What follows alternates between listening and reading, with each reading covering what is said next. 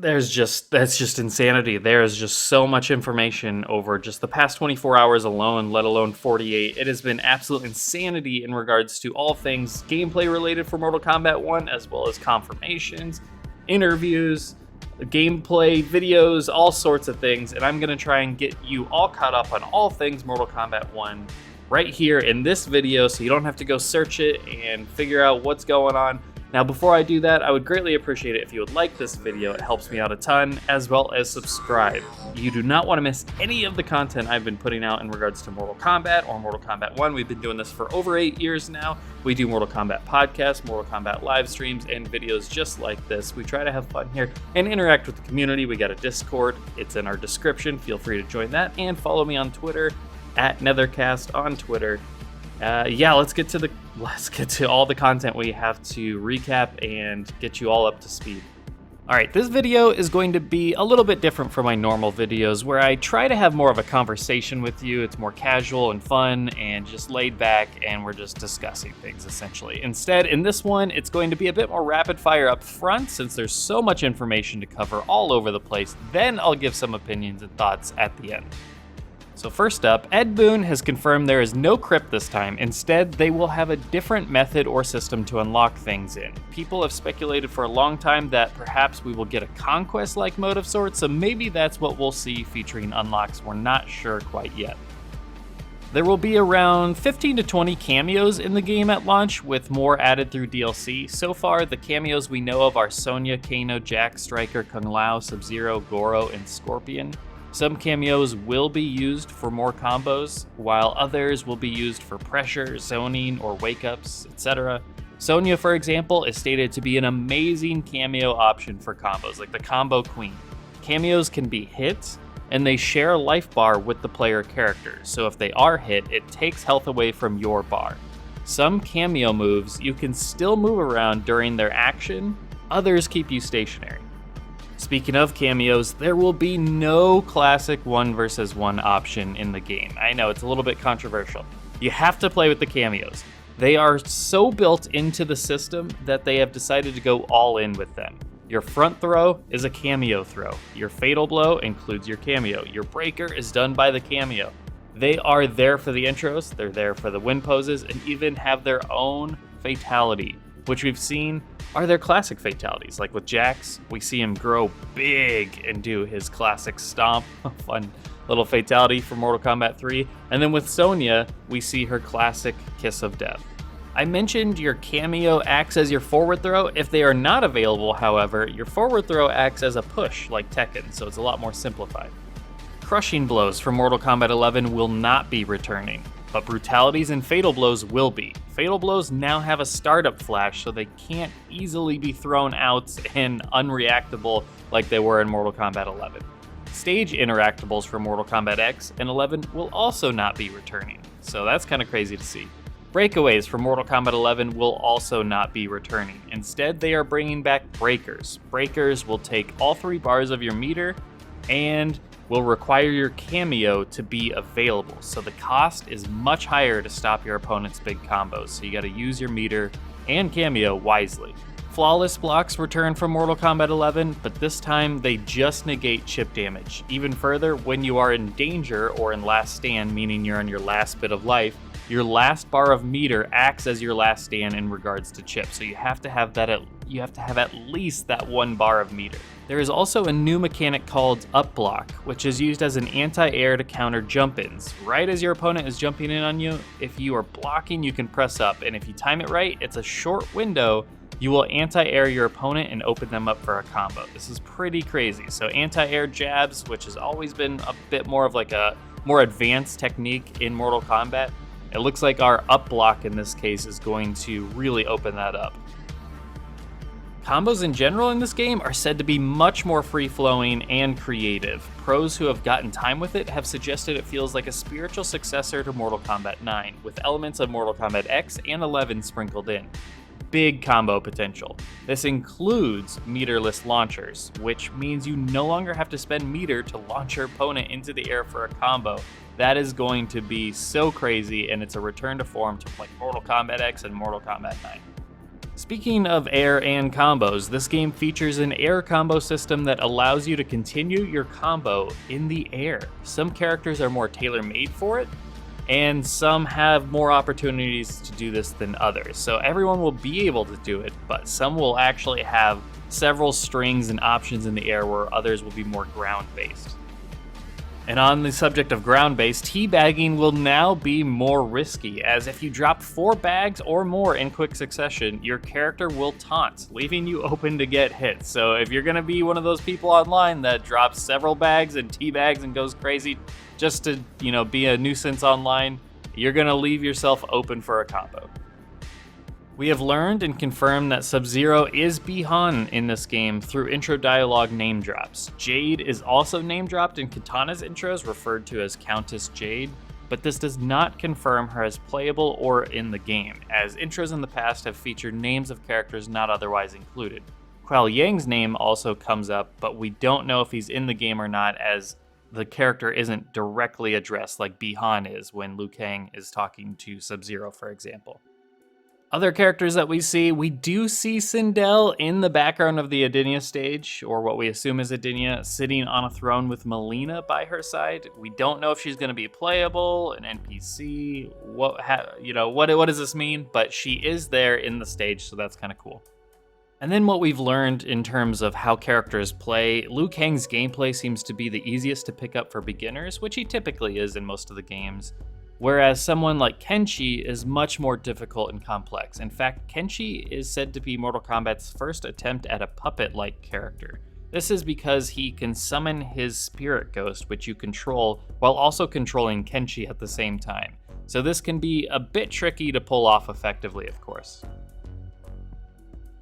And there you have it. That's the bulk of the information that we learned, the key bits anyways. Obviously, there's a lot of footage out there of the gameplay. There was only 4 characters available in the demo, as well as 3 cameos. So there's only so much, variety that you're actually going to find. But that covers the majority of it. And shout outs to community members in our Discord, Kolbs, as well as Bradley, for both helping me, compile this information, because it's been a lot to try and keep track of everything.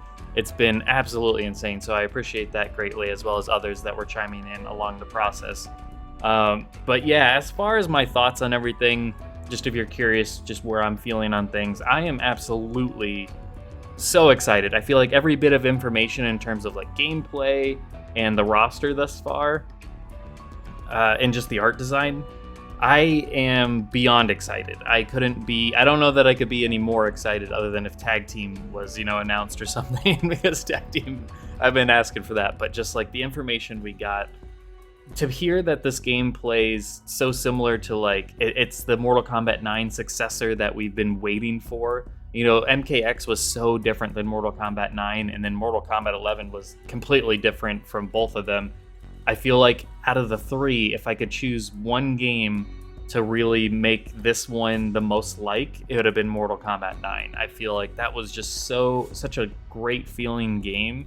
So to take that and then sprinkle in the better elements of Mortal Kombat X and 11 for most parts, I'm excited. I'm really excited to get my hands on the game.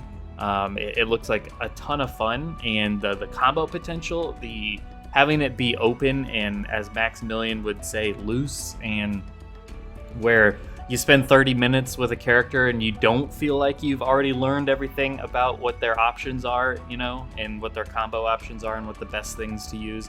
Like, it feels like there's really stuff to explore and player creativity, where there's not just one go-to combo. There's plenty of ways you can go about it. And this is just how they felt with the 3, cameos that were in the build and the 4 characters playable in the build. Because you gotta figure, with Kenshi being so different and like such a kind of like a puppet character like I mentioned before, they're gonna probably do that with other characters, where they try and make them fill more of a role and be more different and creative and unique, and not just feel like any other character that you can play. But not only that, on top of that, you have all the cameos, because the cameos themselves can play different roles. You can have cameos that are more defensive or more offensive, helpful. so on and so forth. They can have their own specialties, and they're going to have their own specials and like little strings and whatnot that come out, or throws that are going to have their own potential for your combos. So think it's much like variations, but it's on such a higher level, and that's what I think is genius about this whole thing. Because I was not a big fan of variations. I liked the idea and concept, I just didn't love it in execution. I didn't like taking a character's moveset and breaking it into 3 little buckets, essentially, where you didn't have all their options in one. It kind of made certain characters just feel really strange, that like, why can't I do all their classic things, and why do I have to choose between this or that or that? Like, now you get the character as they're meant to be, and they're solid in their own right, but then you get this additional character to assist you and be a part of your team. You're basically playing 1.5 characters, or 1 3/4 of a character, essentially. And that additional add-on that you're choosing not only adds so much cool factor between just being an additional character you get to use, so you get to have 2 favorites that you're using in every match. That in itself is super cool. But the other character that you're choosing to assist you throughout the whole experience can offer so many more options to you. Like, all their move properties can completely change what's possible for your combos and your gameplay, and it can help your weak end of your game. So if you're susceptible or prone or vulnerable to like rush down or zoning or whatever, you can choose somebody that's really going to help you deal with that. Or you can choose somebody that's going to double down on your strength. Like, if you just want to be a pure combo character and be as combo heavy as possible, you can go with the Kameo that's going to give you that best option for your character. Or you can just play the characters that you love. So there's so much excitement there. Yeah, I am beyond excited. I think as Mortal Kombat fans, this is going to blow Mortal Kombat 11 completely out of the water in the gameplay department. I hope in the roster department, let's see some 3D era. I love Kenshi. He's my second favorite character, so I was so happy to see him. I wasn't even sure if we were going to get him in this game, but I think he looks awesome, and his gameplay it felt like the star of the show for what we've seen so far. But I'm so excited to see more, because I really want to see characters we haven't seen in forever. Yeah, the Havocs, Ashra, Li Mei, Natara, like, give us those characters. I'm so excited. I hope the cyborgs are in this, Cyrax and Sector.